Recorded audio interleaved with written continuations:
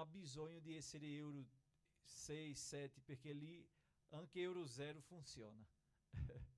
Si può usare. Quindi preghiamo perché il Signore possa provvedere questa macchina anche a loro che hanno bisogno e dare a loro forza, grazia. Oggi c'è lì un concerto anche di fine anno dove loro hanno invitato gli amici e i ragazzi, i bambini sono molto contenti di fare l'opera del Signore, non vedono ora di poter evangelizzare dentro la scuola i suoi amici per portarli in chiesa al Signore. Amen.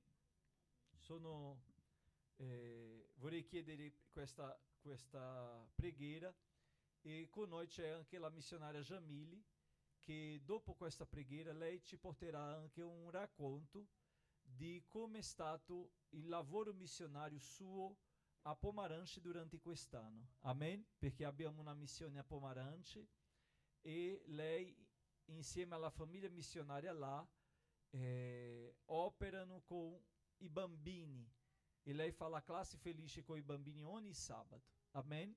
Glória a Dio. Facciamo questa preghiera. Ieri è stato il compleanno del diacono Maurizio, preghiamo anche per lui, alla fine lascerò un versetto, ma preghiamo di già per lui, per la sua famiglia, e continuiamo avanti in preghiera per Anthony, che presto uscirà dell'ospedale e sarà da noi nel nome di Gesù. Amen? Glória al Signore. Facciamo questa preghiera ringraziando Dio per questa mattina, per tutto ciò che il Signore fa e opera nella nostra vita. Amen? Vorrei invitare Enrique per pregare, anche aggiungerà la preghiera per i bambini e per i giovani della Chiesa.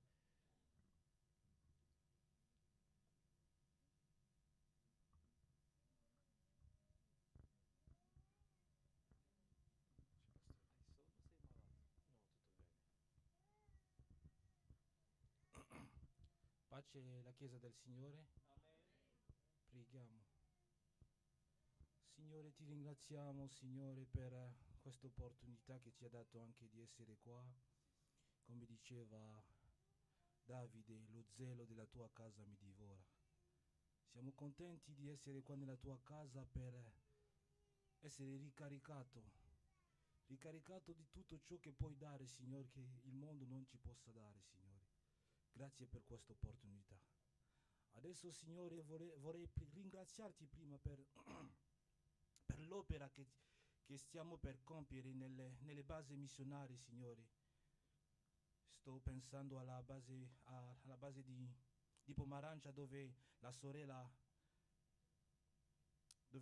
sta facendo un lavoro benissimo, Signore, mediante la tua forza, Signore. Grazie per tutte le persone che sono lì. Sto pensando ai fratelli che sono lì, che stanno facendo tutti, sono tanti, Signore.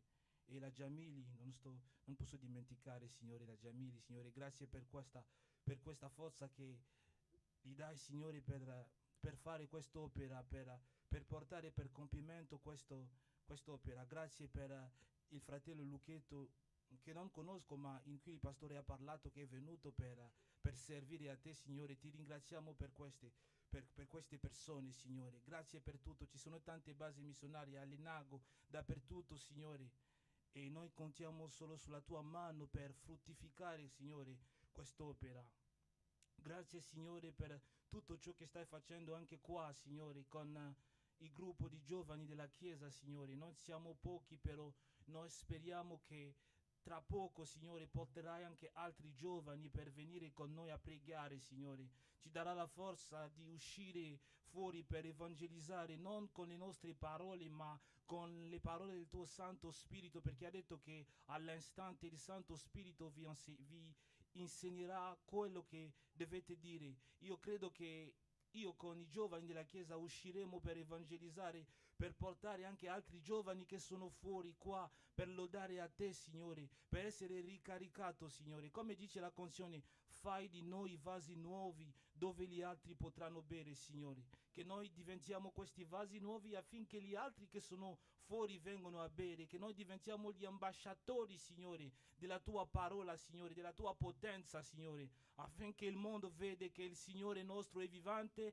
e che noi veniamo qua per scherzare, ma veniamo qua per essere ricaricato, per essere davanti al tuo cospetto che dà, Signore, le cose che il mondo non ci possa dare, Signore. Grazie per questo, Signore. Ti ringrazio per la vita del pastore Joao Victor, che fa del suo meglio per portare quest'opera, anche se ci sono difficoltà, anche se ci sono... Lui è solo qua, non per la sua forza, ma mediante la tua forza, perché non è, Signore, per la forza, né per forza, né per intelligenza, ma è mediante il tuo Santo Spirito. Allora ti ringraziamo per questo, ti ringraziamo anche per tutti questi adolescenti che vengono, Signore, e le persone che si occupano di questi adolescenti, Signore, nella classe felice, Signore, per dargli un messaggio della parte del Signore, per metterli nella via, Signore, del Vangelo, affinché loro non vadano via per prendere altri cammini, Signore, ma per prendere il solo cammino che è quello di Gesù, perché tu sei il cammino che porta al Padre. Grazie per questo, Signore. Ti ringrazio, Signore, per tutto ciò che stai facendo, Signore, per le persone che porta in chiesa, Signore. Oh Dio, ti ringrazio anche per la vita del diacono, Signore, nostro diacono, che anche lavora con il sudore per portare, per fare fruttificare, per mettere tutto il suo... mettere tutta la sua forza al servizio, Signore, della tua chiesa, lui e la sua sposa, Signore. Ti ringrazio per questo. Ti ringrazio anche per la vita del nostro diacono chi è qua, il diacono Maurizio, che ha festeggiato il suo compleanno. Ti ringraziamo per la sua vita, Signore, per tutto ciò che stai facendo nella sua vita e per il suo ministero, Signore. Io credo che benedirà ancora, che farà ancora molte cose nella sua vita. Ti ringraziamo per tutte le sorelle che vengono qua per servire a te nella gioia, facendo l'opera, anche se puliscono la chiesa, Signore. Io so che tu stai vedendo quello che loro stanno facendo, Signore, anche se tutte le persone non vedono, ma a te, Signore, che vedi nel segreto, io credo che tu li riconsegnerai, Signore, li darà nel segreto, Signore, per quello che loro stanno facendo, Signore.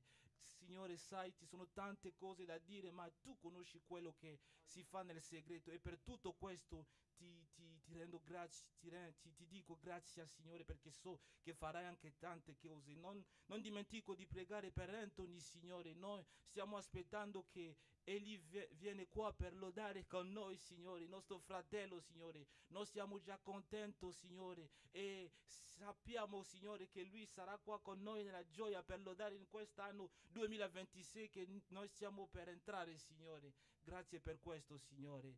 Amen. Tutti debbono saper, tutti debbono saper, tutti debbono saper chi è Gesù. Anche tu devi saper, anche tu devi saper, anche tu devi saper chi è Gesù. Egli è il giglio della valle, è la stella del mattino, è il più bello d'infra mille. Tutti devono sapere, ancora, tutti devono sapere, tutti devono sapere, tutti devono sapere chi è Gesù.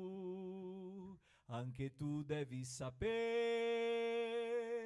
anche tu devi sapere, anche tu devi sapere chi è Gesù.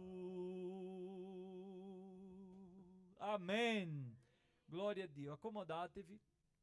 Nós sentiremo la missionária Jamile che ci porterà un report di quello che ha fatto durante questo anno a Pomarante. Amém?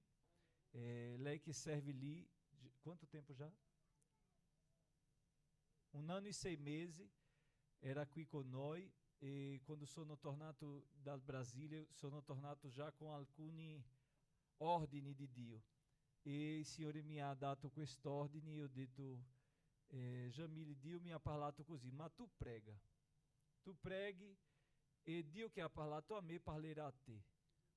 E lei è andata a servire il Signore lì e insieme alla famiglia missionaria, alla famiglia Lilo, sta operando in quella base missionaria, ma non solo lì, ma in tutto il settore 2.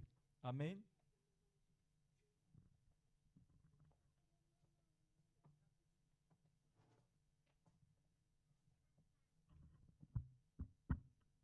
Pace a tutti.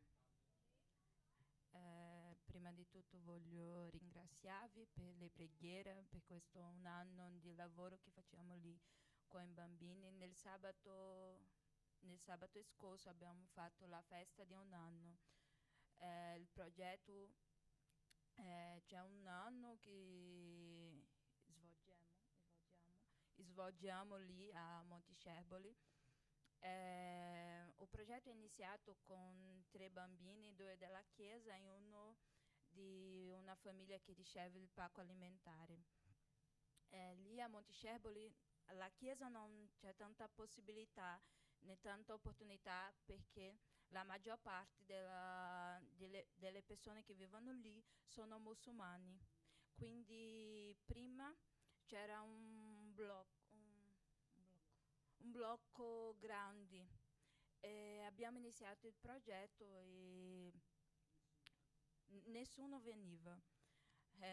Ci sono 2 o 3 volte che ero lì da solo e non c'era nessuno bambino lì.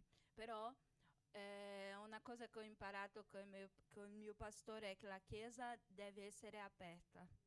Io devo essere lì. Ero lì a pregare e dopo un po' ho parlato con un po' di mamme. Ero lì davanti alla chiesa nella mattina, nell'orario che il pullman della scuola passava, quindi domandavo sempre com'è, qual è la difficoltà e loro tutti dicevano la stessa cosa, perché a Montiscerboli non ci sono tante opportunità per i bambini.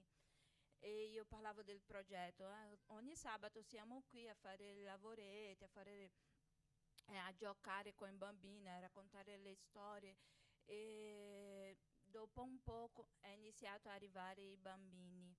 E è iniziato, i bambini venivano volentieri e un bambino chiamava un altro e oggi abbiamo 25 bambini. La maggior parte sono bambini musulmani, quindi una volta una genitora è arrivata lì e mi ha detto non voglio che mio figlio ascolti della vostra religione. Io ho detto a lei no, qui parliamo di tutte le cose, delle cose buone della vita, tutto che abbiamo in comune. Quindi è un po' difficile parlare del Signore senza dire chi è il Signore, ma ogni sabato sono in digiuno, in preghiera perché il Signore mi porti un messaggio e prendo quello messaggio della Bibbia e racconto senza dire chi è della Bibbia. È una sfida molto grande. L'evangelizzazione di questo modo è un po' difficile perché è un'evangelizzazione un po', come posso dire, lenta, si dice? È un po' lenta, però io credo che il seme sta arrivando a ogni cuore. E ora tramite questo progetto abbiamo l'opportunità anche di parlare con i genitori. Abbiamo fatto l'immersione missionaria e nella chiesa abbiamo ricevuto le persone che vivono lì per la prima volta. Il Signore sta lavorando in quello paese tramite il progetto, i genitori ora entrano, parlano con tutte le persone della chiesa, sono lì. Ora le persone sanno loro sanno che c'è una chiesa in quello posto, che i bambini sono lì, loro portano ogni sabato i bambini con piacere e ringraziano per questo lavoro che stiamo facendo.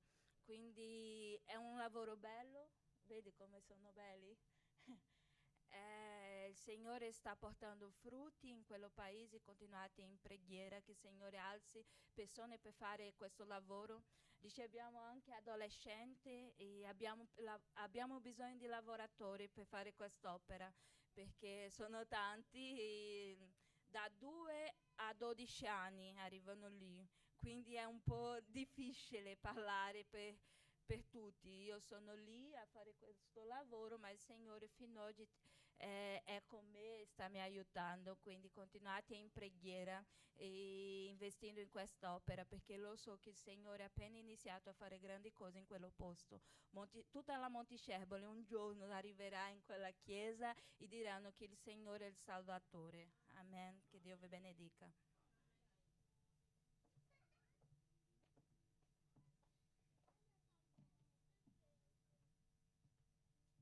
Sentiamo i bambini lodare al Signore.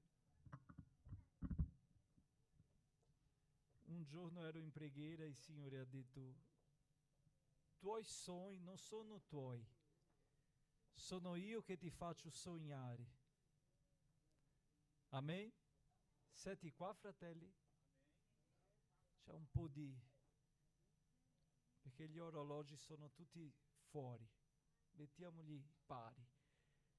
Allora, venite qua davanti i bambini e sentiamo loro lodare al Signore, e con questo cantico noi loderemo anche al Signore con le nostre offerte e le nostre decime. Dio è stato fedele a te durante quest'anno? Sì o no? Io so che ognuno ha fatto suo pranzo, sua cena, sua passeggiata, e questo è buono perché Dio ci ha dato la terra per godere. Quando ha fatto il giardino, ha detto: guarda, questo giardino qua è per voi, godete di tutto che ha, tranne questo. Amen? E Dio ci ha dato tutto e ha detto a noi: tranne questo, questa parte è mia.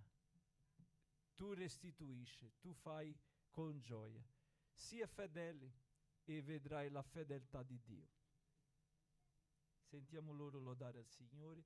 Vorrei invitare il diacono Barbosa per fare questa preghiera per i decimisti e gli offerenti della casa del Signore.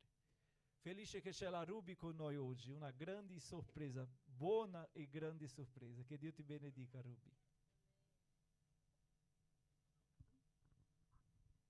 Saluto la Chiesa con la pace di Dio. Alziamo in preghiera e reverenza a Dio. Signor Dio, siamo qua riuniti questa mattina a lodarti, a ringraziare il suo santo nome. Benedica questi bambini che sono qua, che possano crescere in spirito e in verità, che il suo lavoro, Dio, sia un profumo suave alla tua narina, Pai. Façam crescere um albero forte, resplendente e que dando buoni fruto alla tua Chiesa. Ti ringrazio. Amém.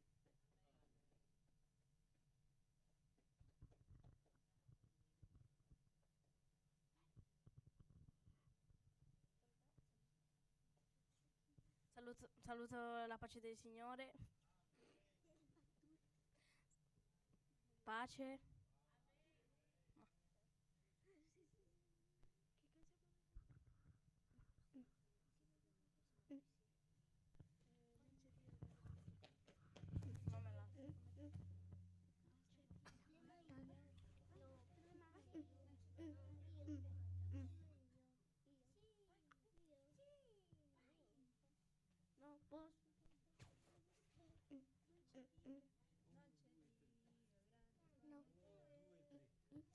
Non c'è Dio grande come te, no, non c'è, no, non c'è, non c'è Dio come te.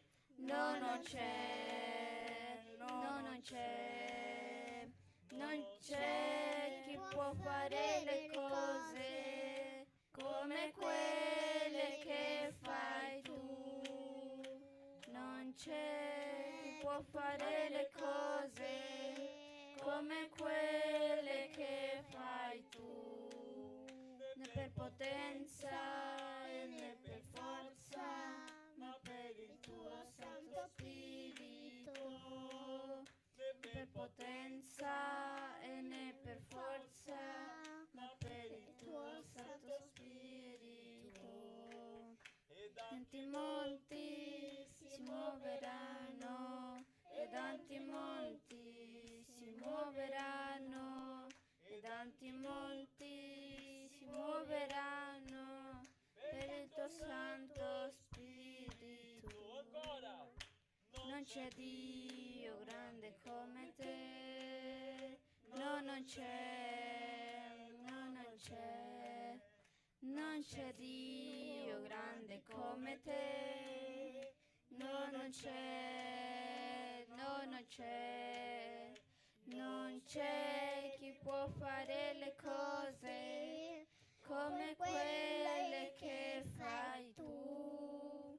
Non c'è chi può fare le cose come quelle che fai tu. Né per potenza e né per forza, ma per il tuo Santo Spirito. Né per potenza e né per forza, ma per il tuo Santo Spirito. Monti si muoveranno, e tanti monti si muoveranno, e tanti monti si muoveranno per il tuo Santo Spirito. Amen.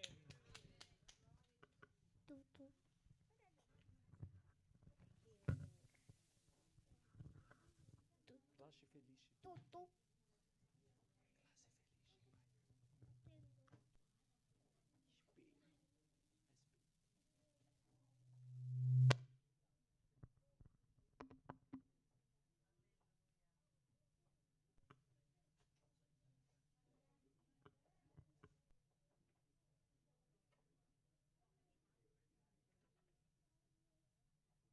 Accomodatevi, fratelli.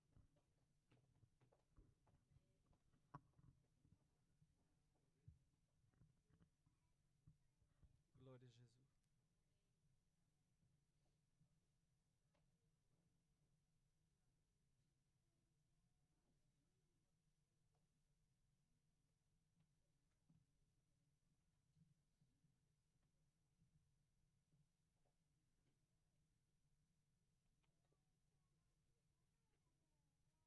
Glória a Dio.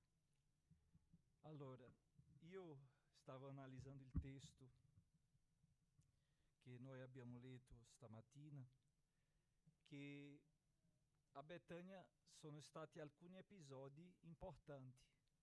Il primo episodio di Betania è quando Gesù visitou la famiglia di Lazzaro.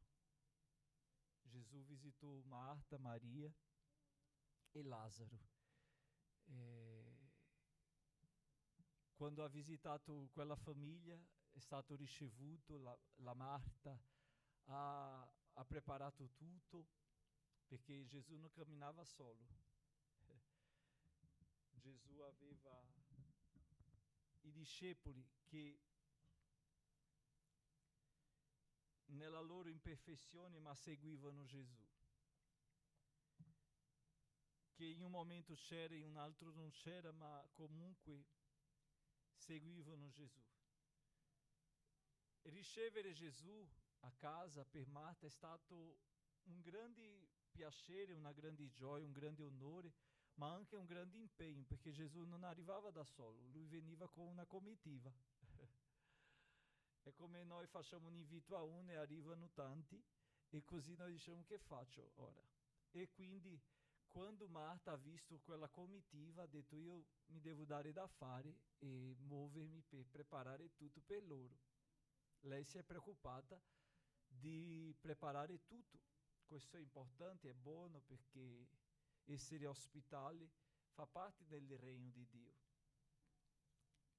Comunque, il proposito di Gesù di entrare a casa di Marta, di Maria e di Lazzaro non era mangiare, non era albergare a casa loro, perché Gesù non vedeva la casa di Lazzaro e di Marta come un albergo, ma c'era un proposito suo di venire lì, e Maria ha capito quello e ha detto: è vero che ci sono molte cose da fare, è vero che siamo molto impegnati, che la comitiva è grande, ma io questa opportunità non posso perdere. Non posso perdere di nessun modo, perché certamente non so quando l'avrò, non so quando Gesù tornerà a casa mia. E quindi è rimasta ai piedi di Gesù a imparare a ricevere la sua parola, e quello ha disturbato molto Marta, perché Marta, preoccupata con tutto che doveva preparare e fare, ospitare quella comitiva, si sentiva in disagio, perché mentre lavorava quell'altra era rimasta seduta. E la posizione delle persone a volte ci disturbano. La posizione di Maria disturbava Marta, come anche la posizione di Marta è stata molte volte giudicata dai predicatori, che diceva che Maria, Gesù stesso ha detto che Maria ha scelto la parte migliore, ma Marta invece non è che non ha scelto una parte buona, ma che era impegnata e aveva le sue responsabilità. E è vero, ma non esiste niente più necessario che Gesù. Amen? Tutto nella nostra vita è importante, il programma della vita è molto importante, tutto ciò che facciamo è importante. Nessuno si alza alle 7 della mattina per niente, perché solo perché gli piace lavorare o perché gli piace uscire. No, tutte le persone quando si alzano hanno un proposito. Quando perdono il proposito si trovano in difficoltà. Una persona senza proposito non si trova proprio in difficoltà. Però nella prima visita di Gesù a Betania ci ha trasmesso un insegnamento che non ci sono cose più necessarie o che superano Lui. Non esistono. Lui è il principale. Amen? Amen? Possiamo ripetere: Gesù è il principale. Invece nella sua seconda visita a Betania, Gesù è tornato per risuscitare Lazzaro. E quindi Marta e Maria erano lì in un disagio gigantesco, perché suo fratello, l'unico fratello, era morto. Per loro, come vediamo sulla Bibbia, Maria e Marta non erano sposate, perché vivevano in una stessa casa. E quindi suo fratello magari era, diciamo, il suo appoggio, era la loro sicurezza, era la loro sorte, e la loro sorte non c'era più. E l'angoscia non solo di perdere un caro suo era grande, come anche il futuro che avevano davanti, perché il futuro di una vedova nella cultura di quell'epoca non era facile, non era vista di modo carino. Per questo il Signore nella sua parola dice: io sono padre degli orfani e il marito delle vedove. Quindi lui dice così proprio perché siano gli orfani che le vedove soffrivano molto per la questione della società e per la questione della cultura dell'epoca. Comunque Gesù arrivò sia nella necessità emozionale che nella necessità futura loro. Quando Gesù torna a Betânia, non c'è più quella casa che era gioiosa per preparare il cibo, non c'era quella casa che era gioiosa di riceverlo, ma c'era una casa triste, una casa che era abbattuta dalla situazione, perché il vento colpisce tutti. Amen? Perché a volte noi pensiamo che siamo più colpiti e c'è differenza solo di caratteri, che un sente di più, un altro di meno, ma tutti sono colpiti dal vento. Perché quando il vento soffia, Gesù stesso ha detto a Nicodemo, il vento soffia dove vuole.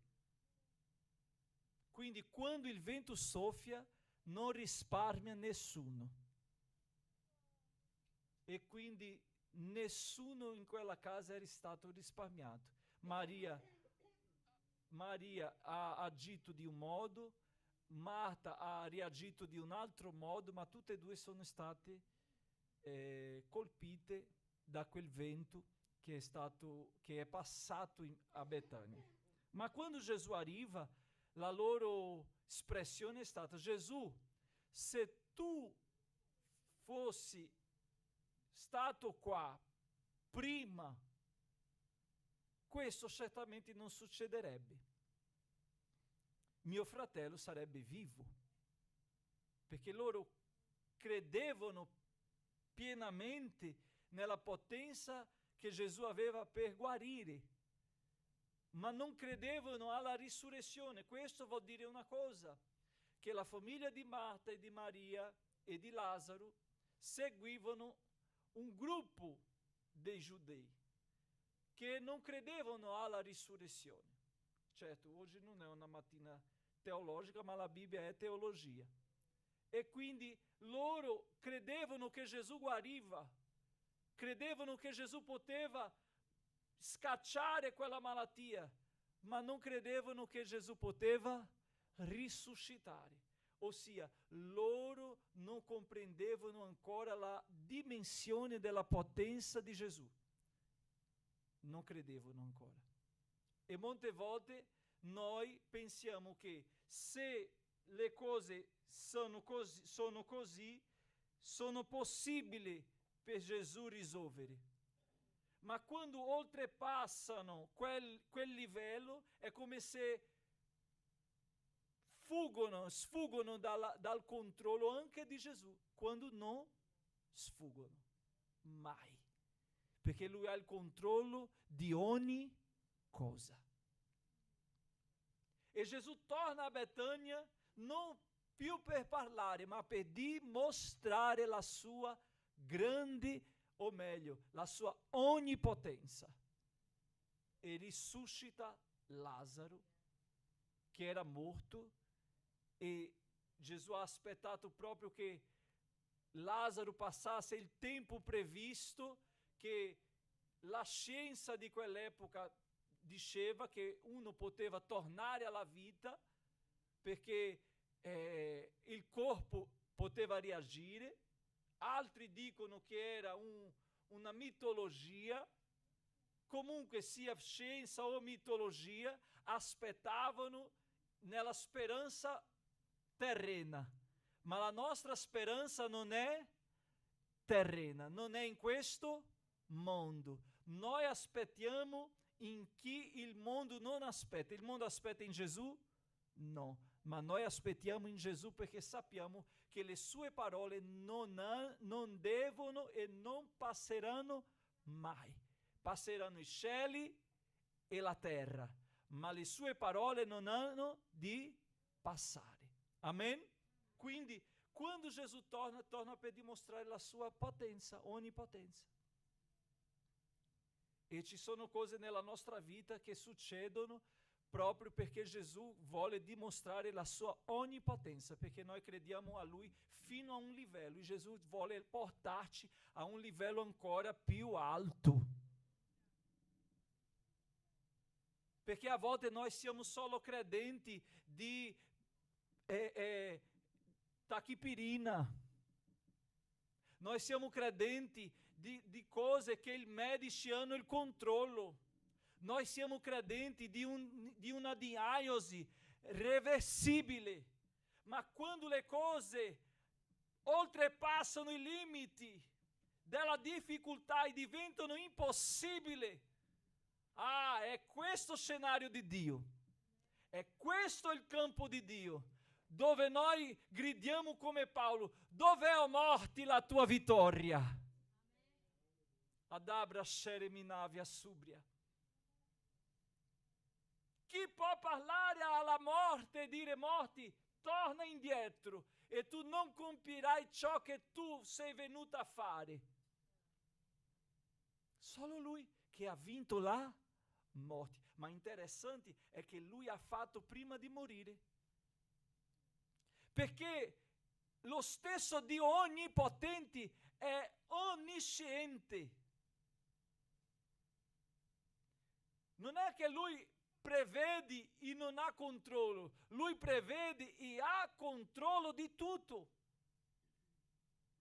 E quindi quando Dio nel Genesi ha detto che abbia luce, c'era già la croce, c'era già la tomba vuota, c'era già questa chiesa, perché nella sua onniscienza, suo sangue ha raggiunto tutti noi, quelli che verranno ancora. È il sangue di Gesù che purifica, trasforma e fa l'uomo nuovo. Alleluia. La sua onnipotenza è rivelata nella seconda visita a Betania.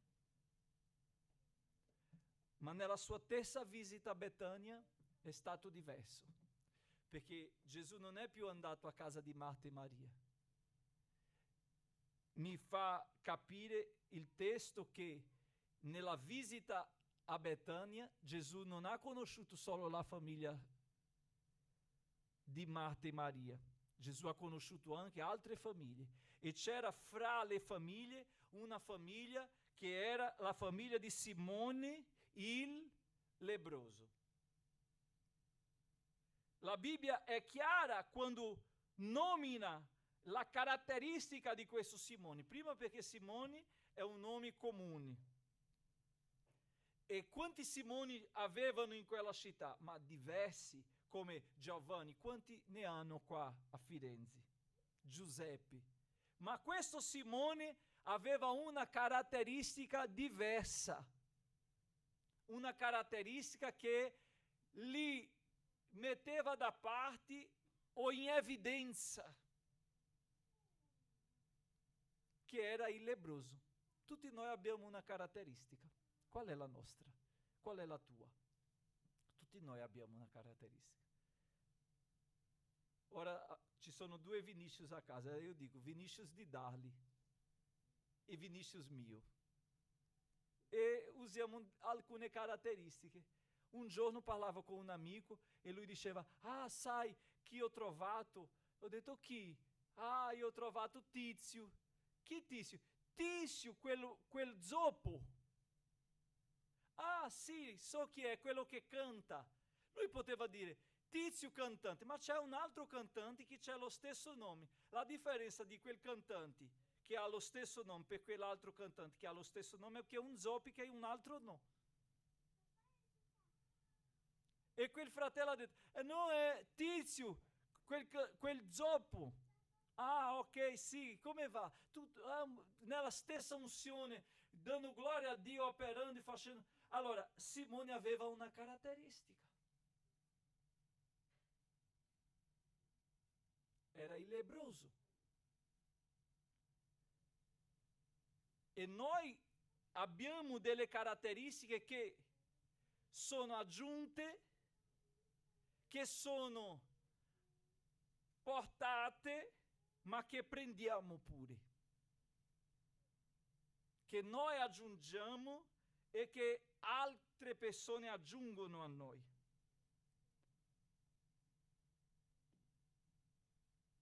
E ho sentito una testimonianza questo fine di settimana che mi ha portato a questa predica.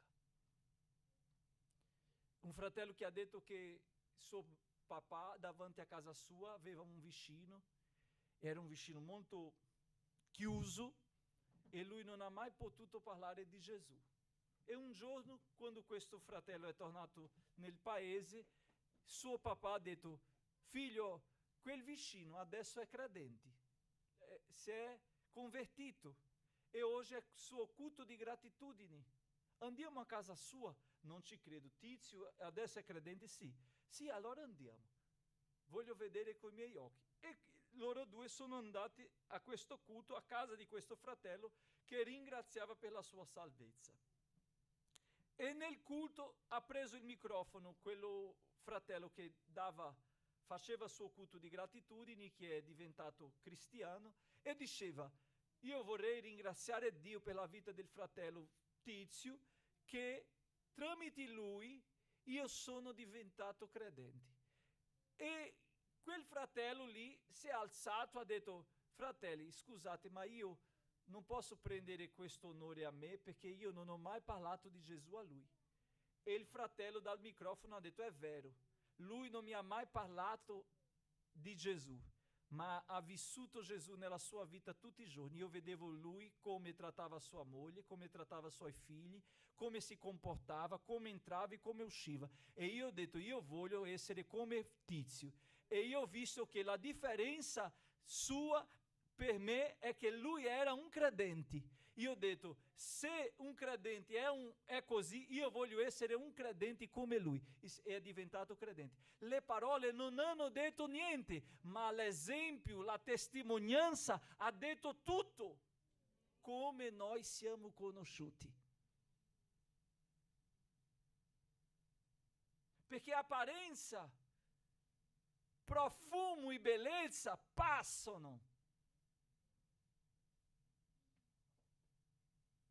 Ma è dentro la nostra casa, è dove lavoriamo, è quando usciamo da questa porta che la vera predica comincia. Qui è solo un rinforzo, un vaccino, un integratore, ma quando usciamo la vera vita cristiana comincia. Non possiamo fare come i discepoli che hanno detto a Gesù, dopo la trasfigurazione: Gesù, facciamo una tenda per te, una per Mosè e un'altra per Elia. No, la missione non è chiudere, la missione è aprire, è ampliare, è arrivare ai confini della terra, è oltrepassare le frontiere, le barriere, la cultura, la porta del vicino. Quell'uomo aveva una caratteristica: lebbroso. E Gesù è andato a casa sua. Gesù è andato a casa sua. In un altro testo dice che quando Gesù è entrato a casa sua, lui non ha ricevuto Gesù con onore.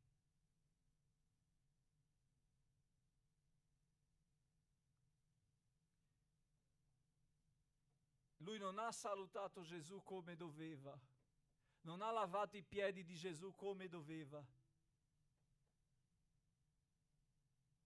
Ma la Bibbia dice che questa donna invece aveva due cose preziose. Prima il vaso, che vuoto aveva già un valore. Se andiamo a Volterra a comprare un vaso d'alabastro costa tantissimo. Quindi prima il vaso aveva già un valore, anche se fosse vuoto. Ma non era vuoto, era pieno. Diverso dalla caratteristica di quell'uomo che aveva una casa, aveva un tavolo, aveva cibo. Nei giorni di oggi poteva avere una macchina, aveva una famiglia, ma era lebbroso. Quella donna, la parola non porta nessuna caratteristica, se non un altro testo di un altro Vangelo dice che era una donna non ben vista, peccatrice, usata così l'espressione. Quindi non aveva niente che Simone aveva, ma sapeva chi era dentro quella stanza.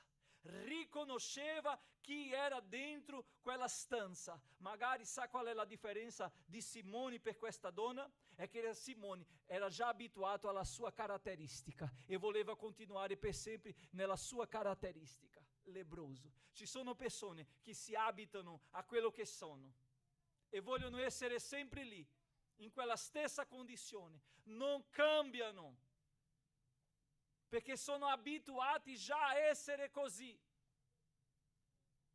Quella donna invece riconosceva tutti i suoi peccati e sapeva che colui che era dentro quella stanza era potente per perdonare e trasformare la sua vita. Noi perdiamo grandi opportunità per non riconoscere la potenza di Dio. Perché trattiamo Gesù, la Chiesa e l'opportunità che ci dà come fosse una semplice domenica che noi veniamo in chiesa, perché siamo religiosi. Quella donna non era religiosa. Simone aveva dei privilegi come lebbroso,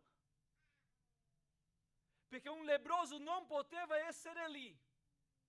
Ma magari per la sua vita, la sua condizione, aveva dei privilegi. E ci sono persone che non stanno approfittando i privilegi che hanno. Stanno buttando via i privilegi che hanno, sprecando. Perché io non meritavo essere qui oggi. Riconosco. Io non meritavo parlare qua. Riconosco. Io non meritavo avere quello che ho oggi. Quelli che sono arrivati dopo non hanno visto il video dei fratelli in Kenya. A volte, fratelli, bisogna un contrasto di realtà per capire che abbiamo molto privilegi e che non stiamo dando valore a quello che abbiamo. Anzi, trattiamo come una persona comune o come qualcosa normale. Oh, quella infermità che tu hai affrontato, quella situazione che tu hai affrontato, quell'incidente che doveva essere la tua morte che non è stato. Fratelli, tutto quanto è privilegio e che noi non riconosciamo.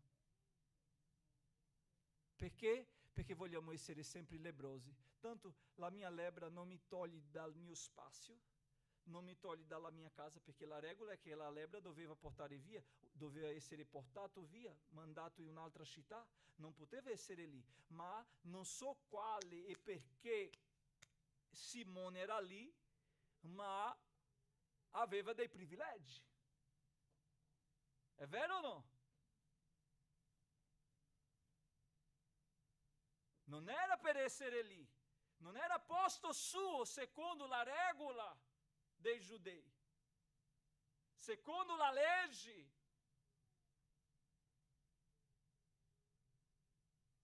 E quando Gesù entra a casa sua, Gesù non entra per fargli un privilegio, ma entra per ricordargli i privilegi che aveva, perché la grazia è entrata prima che Gesù è entrato a casa sua.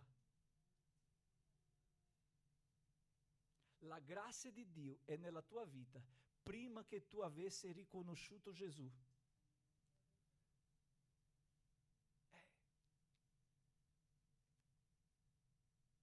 Isaia gridò: ah, Signore, perché perirò? Ho visto il santo,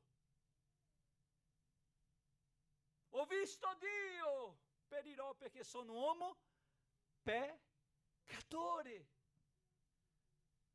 La grazia di Dio ti accompagna prima che tu avessi intendimento della grazia. O tu pensi che tu sei qui perché qualcuno ha fatto favori o ti ha protetto o ti ha aiutato o è stata la mano di qualcuno che ti ha portato. Oh, tu sei qui perché la grazia di Dio ti ha raggiunto prima che tu avessi intendimento della grazia, e oggi il Signore è entrato qua in questa stanza per ricordarti i privilegi che tu hai, che noi abbiamo. Privilegi essi che noi a volte non consideriamo. Privilegi essi che a volte noi non valutiamo. Privilegi essi che noi a volte sprechiamo.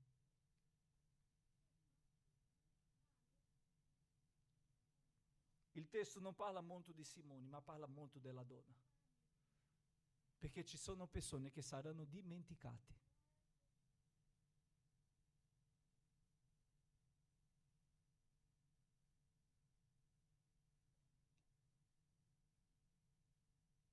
Ci sono persone importanti che sembrano di essere importanti, si mettono come importanti, ma verranno dimenticati. Ma nel testo Gesù stesso ha detto: in tutto il mondo, alleluia, dove questo Vangelo sarà predicato, ovunque, tutti racconteranno ciò che ella ha fatto per me.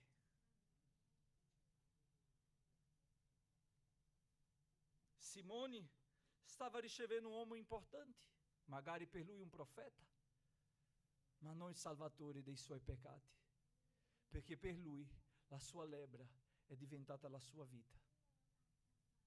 Gesù ci invita oggi, fratelli, a ripensare la nostra condizione. Gesù ci invita oggi a ripensare chi siamo. Gesù ci invita oggi a ripensare quali caratteristiche portiamo e come siamo conosciuti.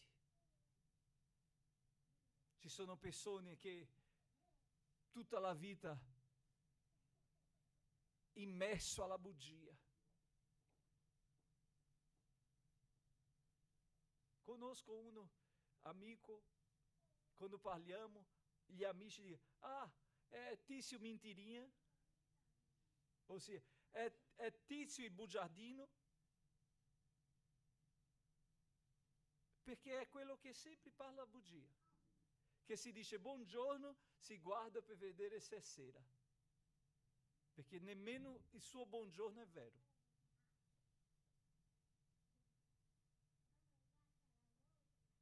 Sono caratteristiche che aggiungiamo.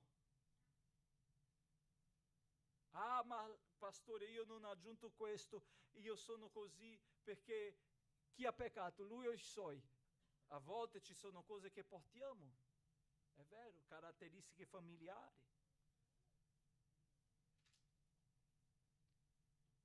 Ma perché c'è Gesù? Perché in Gesù tutto finisce e tutto comincia. Quando Gesù entrò a casa di Simone, voleva dire: voglio far finire questa tua storia, questa tua caratteristica. Magari Simone, perdendo la sua caratteristica di lebbroso, diventerebbe solo un Simone. E ci sono persone che non vogliono essere solo un Simone. È vero o no?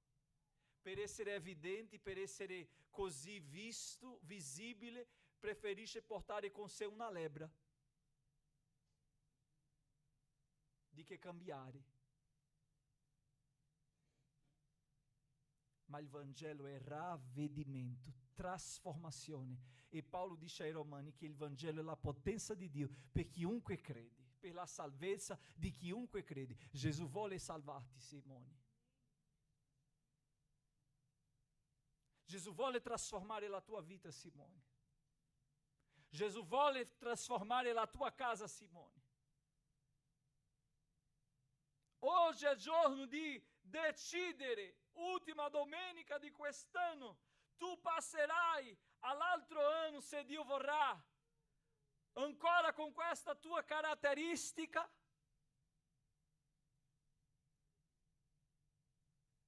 O tu oggi dirai al Signore: Signore, è vero che io non ho un vaso, non ho preparato un vaso né olio,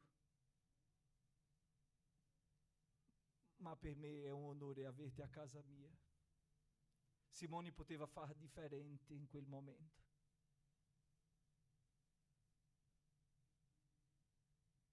Gesù non è ospite tuo.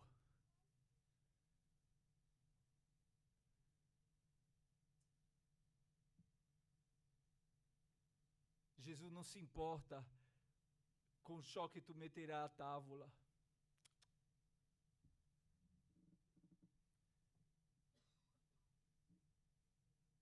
No. Perché di che vale l'uomo guadagnare tutto il mondo e perdere la sua anima?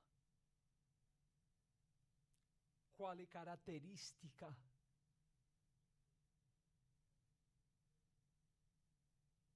tu devi abbandonare oggi? Quali caratteristiche dobbiamo togliere dalla nostra vita oggi? Anche se dobbiamo diventare comune, invisibile. Ma è meglio essere invisibile e salvato. È vero. È meglio avere niente e essere salvato. È vero, è perdere tutti i privilegi e essere salvato. Mio pastore fa una preghiera che io copio quella preghiera e porto nella mia vita e prego uguale. Dico: Signore, se esiste qualcosa nella mia vita che mi allontana da te, togli.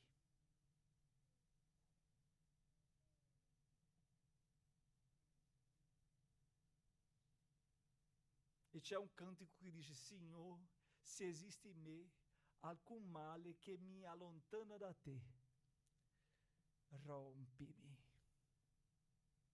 spessami, spessami.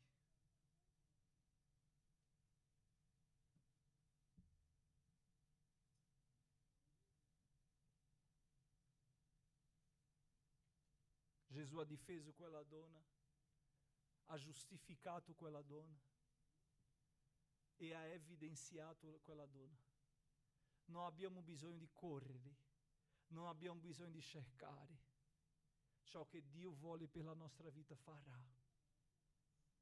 Se Lui ti vuole in evidenza, ti metterà in evidenza. Non dobbiamo promuovere niente perché possiamo avere evidenza. Non. Dobbiamo essere veri cristiani, come quella testimonianza che ho citato poco tempo fa. Che non saranno le parole, magari tu non sarai un predicatore, un grande predicatore, ma che tu sia un vero cristiano salvato. È vero che tu non sarai un grande musicista, può darsi, ma che tu sia un vero cristiano. E che qualcuno ti guardi la tua casa, la tua famiglia, i tuoi figli, e dica: io voglio essere come lui.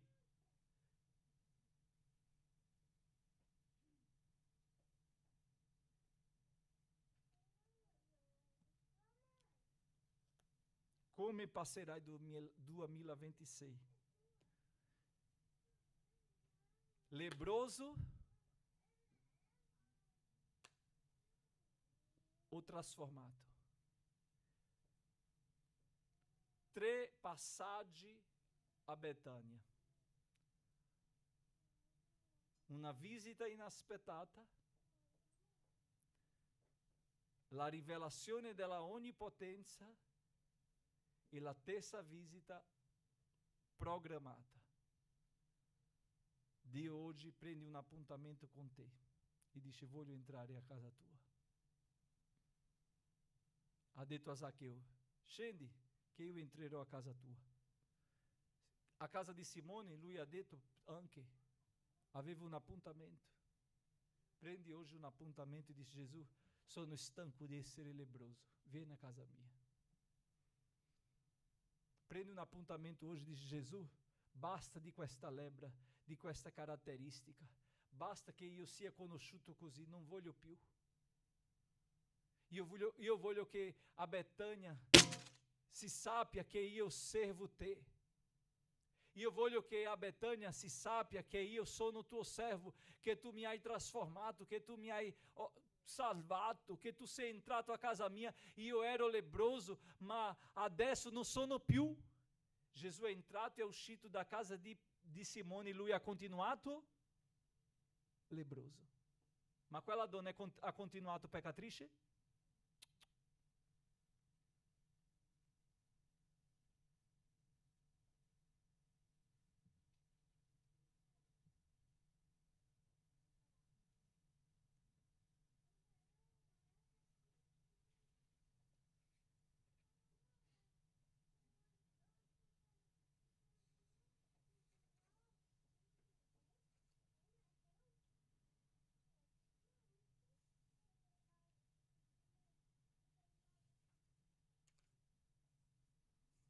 Signore,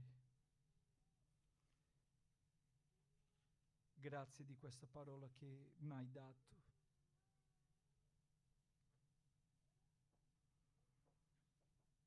Grazie perché tu mi hai parlato.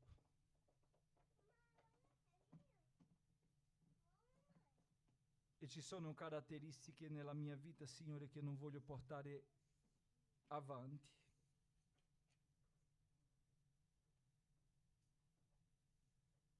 Come il serpente nel deserto che si è alzato e tutti dovevano guardare per essere guarito, tu si sei alzato in quella croce, si sei messo in quella croce e chi guarda te viene guarito. Guariscimi dalla mia lebbra. Io non voglio essere più lebbroso. Entra oggi perché ciò che esiste dentro di me esca. Lavora, Signore, nelle aree della mia vita, nelle stanze chiuse, che nessuno entra, ma che tu conosci. Purificami, Signore, sarò puro. Santificami, sarò santo. Non è con ouro né com argento che si acquista la grazia, ma è con ravvedimento, con confessione di peccato, Signore. E io confesso davanti a te, Signore, che sono peccatore e riconosco i miei peccati, i miei falli, i miei errori. Signore, che non siano parole buttate oggi, no, ma che sia una vera preghiera. Una preghiera in cui, Signore, faccio con un cuore rotto, spezzato, rompendo come quel vaso prezioso. Sì, Signore. Simone non ha voluto rompersi, ma simbolicamente quella donna ha rotto quel che era prezioso. Quel vaso rappresentava lei. Il contenuto prezioso era la sua vita. Signore, io rompo oggi la mia carne, la mia struttura, il mio essere, e verso a te tutta la mia vita. Fai la tua opera, Signore. Fai la tua opera, perché questa opportunità può darsi che non abbia più. Può darsi che oggi sia la mia ultima opportunità. Può darsi che io non arrivi domani, ma oggi è il giorno del Signore. La tua parola dice: quando udite la voce del Signore vostro Dio, non indurite i vostri cuori. Signore, rompi oggi la durezza del mio cuore. Non voglio essere più lebbroso. Non voglio essere più, Signore, evidente tramite la mia lebbra, ma voglio che tu sia evidente nella mia vita, perché se tu uscissi dalla casa di Simone e lui non fosse più lebroso, la glória era tua e lui non voleva dare glória a te, ma io voglio dare glória a te, come il salmista ha detto: benedice, o anima mia, il Signore, e tutto ciò che ha in me benedica il suo santo nome. Adara Sherebinaia. Spirito Santo, entra nelle piccole fende dove ancora c'è morbidità. Entra oggi, fai dimora come un fuoco che consuma tutto, che divora, Signore, l'uomo carnale della mia vita e mi fai ancora spirituale, o meglio, mi fai spirituale. Perché io dia glória al tuo nome e che tutta la città dia glória al tuo nome. Anche se io devo perdere, ma che io perda. Nel nome di Gesù, Signore. Amen. Su quel cuore fatal io rimiro per fé quella croce che parla d'amor. Su quel legno crudel fui mollata per me quell'offerta che lava il mio cuore. Ora guardo al mio caro Gesù, sulla croce il suo sangue versò, al mio posto trafitto egli fu, e la gloria del ciel mi donò. In piedi, fratelli. Quella croce è per me un ricordo d'amor, una voce di sangue e dolore. Essa dice che un dì fui mollato e morì Gesù Cristo per me peccator. Ora guardo al mio caro Gesù, sulla croce 331, su sangue versò, al mio posto trafitto egli fu, e la gloria del ciel mi donò. Si fa buio nel ciel, su quel monte fatal, ogni cosa nell'ombra scompar. Ma dirà da quel vel un chiaror celestial, è Gesù vittorioso che appar. Ora guardo al mio caro Gesù, sulla croce il suo sangue versò, al mio posto trafitto egli fu, e la gloria del ciel mi donò. Amen. Che Dio ci benedica. Vorrei dire ai fratelli che il 31 noi avremo la nostra veglia di preghiera, che è la veglia di Capodanno. Noi ci incontreremo alle 10 di sera, alle 22 a Scandici.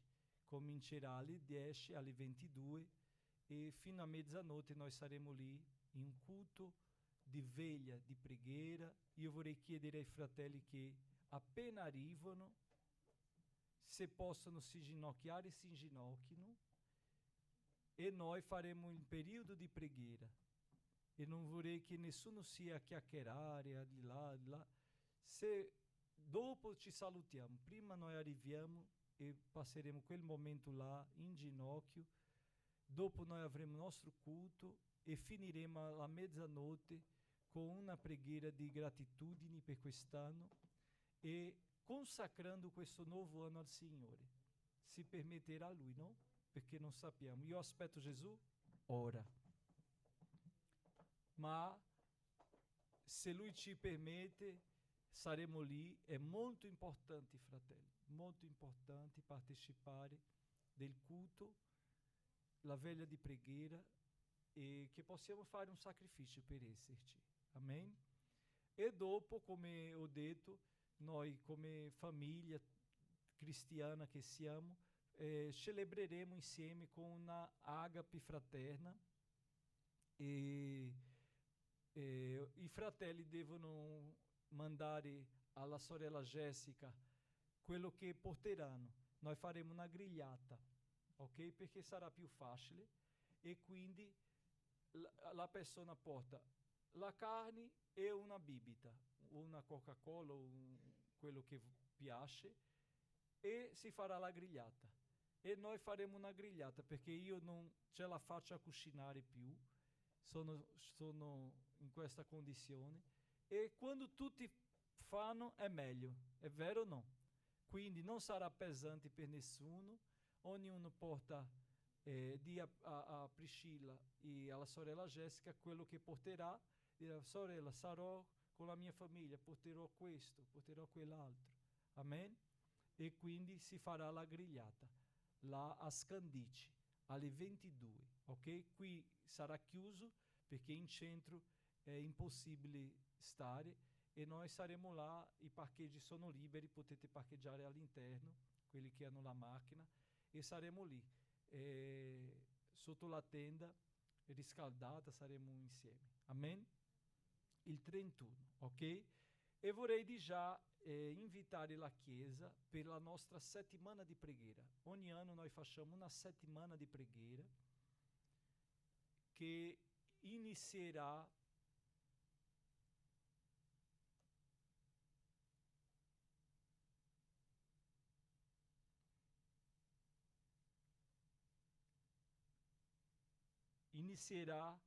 l'11. L'11 noi faremo qua, l'11 gennaio noi faremo qui la mattina della primizia, dove noi inizieremo una settimana di consacrazione. E quindi quella settimana noi saremo in digiuno e preghiera collettiva. Ok? E il digiuno comincia nel tramonto e finisce, tu fai il tuo proposito, alla mattina o fai fino dopo pranzo, ma nessuno faccia dieta. Digiuno non è dieta. Ok? Ah, perché io non mangerò questo. Proposito è una cosa, digiuno è un'altra cosa. Il digiuno può essere totale o parziale. Totale senza acqua e parziale è bevendo acqua. Acqua, non altre cose. Ok? Perché magari uno pensa, io prenderò una Coca-Cola, per dire, no? Può darsi. Io già dico prima che non succeda. Quindi noi inizieremo nel sabato 10 il digiuno, e la mattina dell'11 saremo qua in digiuno, che nessuno morirà. È come dire, uno va a fare la endoscopia, può mangiare? Mori? Nessuno morirà, né bambino, né piccolo, né grande, tutti. Noi faremo un digiuno collettivo come Chiesa. Amen? E noi passeremo fino alla mattina, perché io sono di quest'epoca. Io ero ausiliare del diacono e ero alla porta della chiesa aspettando i bambini nel sabato che faceva digiuno. E le mamme insegnavano ai suoi bambini: guarda, hoje non si mangia perché c'è il digiuno e la preghiera. E i bambini erano portati dai genitori in chiesa per pregare e digiunare, e dopo la zia preparava una merenda dopo il digiuno e dava a tutti, ma si faceva il digiuno con i bambini. Quindi noi non siamo extraterrestri, siamo della stessa terra, sì o no? Quindi tutti noi parteciperemo di questo digiuno. Se siamo una chiesa unica, un corpo unico, parteciperemo di questo digiuno, ok? E ci abitueremo al digiuno, ok? Dal 10 gennaio all'11 saremo in digiuno. Dopo noi mangeremo qua, finisce il digiuno. Ma il proposito di preghiera continua 12, 13, 14, 15 e 16, ok? Fino al venerdì. Non ci sarà nessuna attività in nessuna base missionaria. Noi, tutti i fratelli d'Italia, della Shea Damiti, si radunerà in preghiera e noi ci collegheremo per pregare insieme. Quindi, ma pastore, io non posso venire tutti i giorni in chiesa, ma collegarti tu puoi. È vero o no? Quindi noi faremo il collegamento di preghiera e noi pregheremo lì insieme e parteciperemo. Nessuno, per favore, entri nel collegamento per stare sdraiato, né per stare mangiando, né per stare chiacchierando. È un momento dove la famiglia deve stare lì seduta, radunata, ecco. Più chiaro di questo c'è? Quindi il link sarà disponibile, noi ci raduneremo e pregheremo insieme una settimana di preghiera. Nel sabato 17 noi avremo una grande evangelizzazione. Sabato 17, una grande evangelizzazione con tutti i fratelli. Dopo una settimana di preghiera noi andiamo per la strada a evangelizzare le famiglie, le persone, e noi faremo una evangelizzazione tutti insieme. Il 17, amen? E noi la mattina le persone lavorano, nel sabato faremo di pomeriggio, ok? Alle 15 perché fa freddo e se faremo più tardi è difficile per i bambini. Quindi alle 15 del giorno 17. Invece nel giorno 18 sarà la nostra mattina missionaria e chiudiamo questa settimana di primizia. No, ok? 18 sarà la nostra mattina missionaria. Questo mese di gennaio noi faremo nel 18 la nostra mattina missionaria. D'accordo? Nessuno ha preso nota delle date, nessuno ha registrato niente e dopo non si sa più. È vero o no? Quindi non vale dire amen, perché se nessuno ha registrato, non vale dire amen. È dire, tu stai dicendo e fallo te. E io?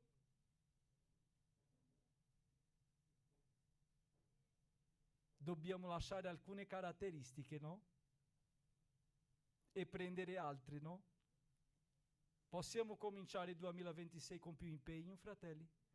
Registriamo la data. Prendete per registrare la data, per non dimenticare. Perché aspettate sempre che io mandi le date. È importante che noi registriamo le date per partecipare insieme. Perché io non vengo in chiesa perché non posso, io non vengo in chiesa perché sono impegnato, ma facciamo tutte altre cose che vogliamo fare. Ma quel giorno del digiuno, della preghiera, non possiamo per nulla. Io so il mio impegno con Dio. Tu sai il tuo con Dio. E ognuno faccia il suo. Però dopo non veniamo a chiedere da Dio ciò che noi non abbiamo cercato.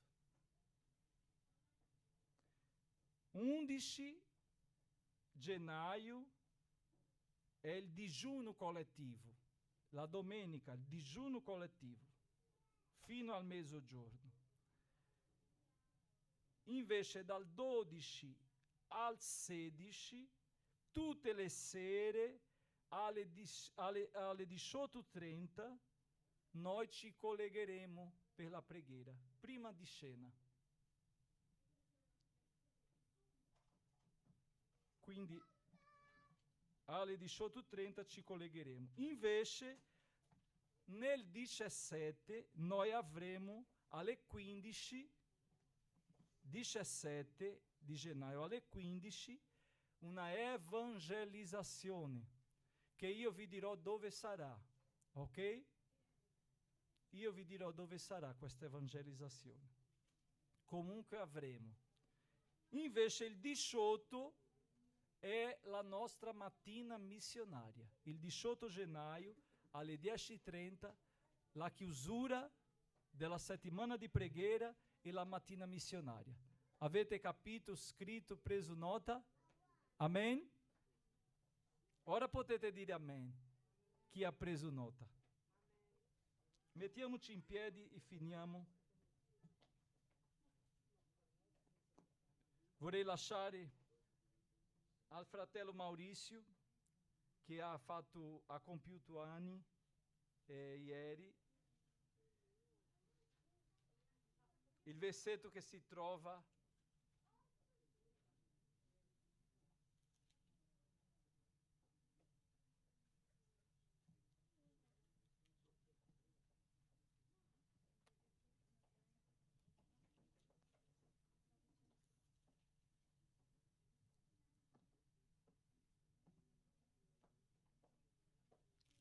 Prima Pietro,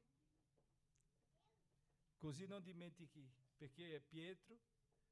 Allora, prima Pietro,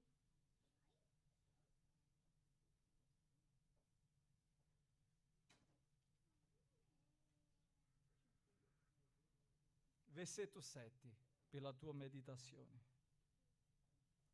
Dice, gettando su di lui ogni vostra preoccupazione, perché egli ha cura di voi. Amém, Maurício? Prima Pietro, capítulo 5, versetto 7. Amém? Hai preso nota del versetto per tuo marito? Prendi nota. Quest'anno, se non saremo attenti, perderemo tante cose. Prendi nota. Quest'anno è per andare con la penna e la carta in mano, prendendo nota di tutte le cose, perché Dio ci darà dei sei importanti per guidarci sulla strada. Che Dio ti benedica, tanti auguri, che il Signore rinnovi le tue forze e che tu sia sempre alla dipendenza del Signore. Gloria a Dio. Preghiamo, fratelli, ringraziando il Signore. A volte mi vedete così, ma non è che sono arrabbiato, sono preoccupato. La preoccupazione di un pastore è molto grande, perché almeno io non voglio lasciare di arrivare nel cielo e non voglio arrivare solo. Perché la mia preoccupazione non è riempire la chiesa, perché io non guadagno se riempio la chiesa. Non ho un obiettivo che la chiesa in Brasile dice: se la chiesa cresce tu guadagni di più. Non guadagno niente, faccio tutto per obbedienza al Signore. Ma l'Apostolo ha detto: la mia gioia è di vedere i miei figli camminare sulla verità. E questa è la gioia di un pastore, vedere i suoi figli camminare sulla verità. Amen? Gloria a Dio. Io vorrei, con noi c'è la sorella di Jamile, che è la Smiley, e lei era piccolina così, era più piccola era dell'età di Beatrice. È vero? Quando eravamo là, nella chiesa in Brasile, dell'età di Beatrice. E Gesù ha battezzato lei con Spirito Santo dell'età di Beatrice. E ha dato a lei il dono spirituale perché noi abbiamo già visto Gesù battezzando con lo Spirito Santo i bambini e tanti altri. E vorrei invitare la Lili per fare questa preghiera, anche se lei farà in portoghese. Lei farà questa preghiera ringraziando Dio per questa mattina benedetta nella presenza del Signore. Amen? Dopo i fratelli vorrei chiedere di preparare i tavoli e saremo insieme per l'Agape.